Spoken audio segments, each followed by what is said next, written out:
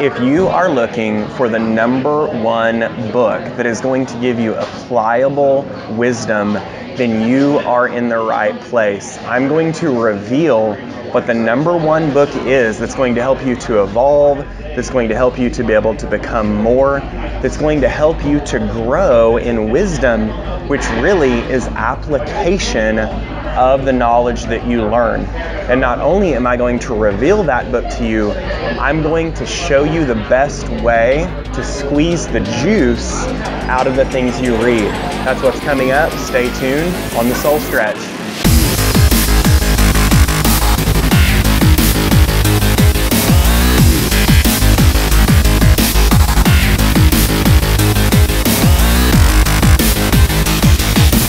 By discovering deeper purpose and mastering higher productivity. That's how you win out. What is up, guys? Today I'm going to reveal to you what is the #1 GOAT book for wisdom. And when I say wisdom, what I mean is it's not just knowledge, but it's knowledge plus utility. It's knowledge plus application. See, the difference between wisdom and knowledge is when you take in that knowledge, you're able to then utilize that to evolve, to grow, to become more. You're able to use it as utility in your own life. Now, whenever I tell you what this book is, there are going to be many of you that are immediately going to shut down. Do not assume anything. Clear your mind must be. And even though we live in a society, even though we live in a culture in America where we're continuing to become more accepting of different things, of different ideals, where we're becoming more tolerant, it seems like we've gone away from being tolerant and accepting of the Bible. Now, the Bible's the #1 best-selling book of all time. I personally am a Christian.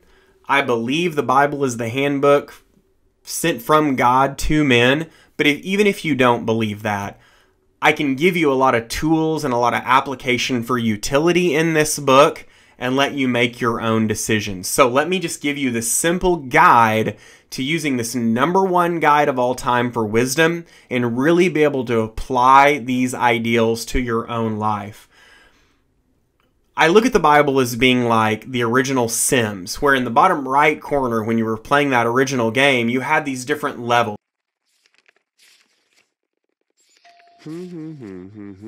These different metrics, and they were like social, bladder, sleep, hunger, and basically your job was to keep all of these meters up. And so in that sense, it was like these were the metrics for how you live a successful life. Now, everybody has different ideas for what a successful life looks like, but the Bible really gives you clarity on what it means, what the metrics are to have a successful life. And I'll show you a couple of books that you can read from so you're not just picking a point and starting to read. I'll give you a focus as to see what those metrics are.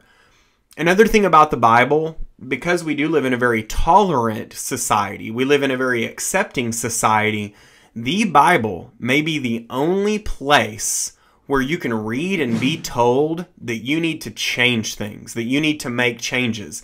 It might be the only place that you hear that you're doing something wrong, that you could be doing something better. For that reason alone, just to have that companion who's not afraid to tell you the truth, it's very good for that. So, where do you begin?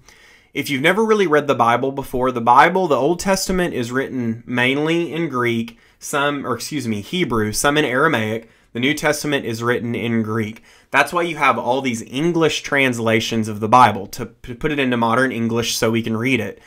The easiest version to read, that is also very much so a literal translation, in my opinion, is the New International Version of the Bible. That would be the NIV. You can go to BibleGateway.com. You can choose NIV as your translation, and it's fairly fluid. It's fairly easy to read while still retaining the original meaning. So you want to start there.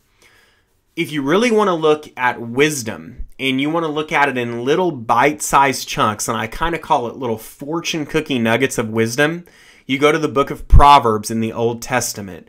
And because it is written in like little bite-sized chunks, you could literally read as little as a few sentences and take some type of wisdom that you can then apply to your day. Or you could read a chapter and it might take you anywhere from 5 to 15 minutes and apply that knowledge. The book of Proverbs, it's all about, truths for living life. That's what the entire book is. And it's broken up into really bite-sized chunks. So you could start there. Another thing I would do would be to look in the New Testament at the book of Mark. This basically will take you through the life of Jesus Christ.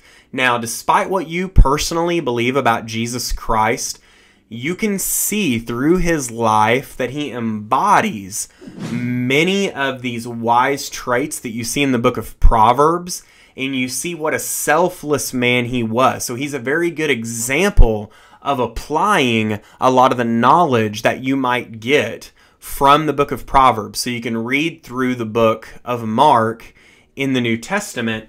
And then finally, from the Old Testament, the book of Ecclesiastes. Now, this is Solomon, who was considered to be the wisest king, the wealthiest king. He was basically the foremost ruler of the world at the time, and he had everything at his disposal. And this book is his quest, really, to find fulfillment, to find happiness in his life.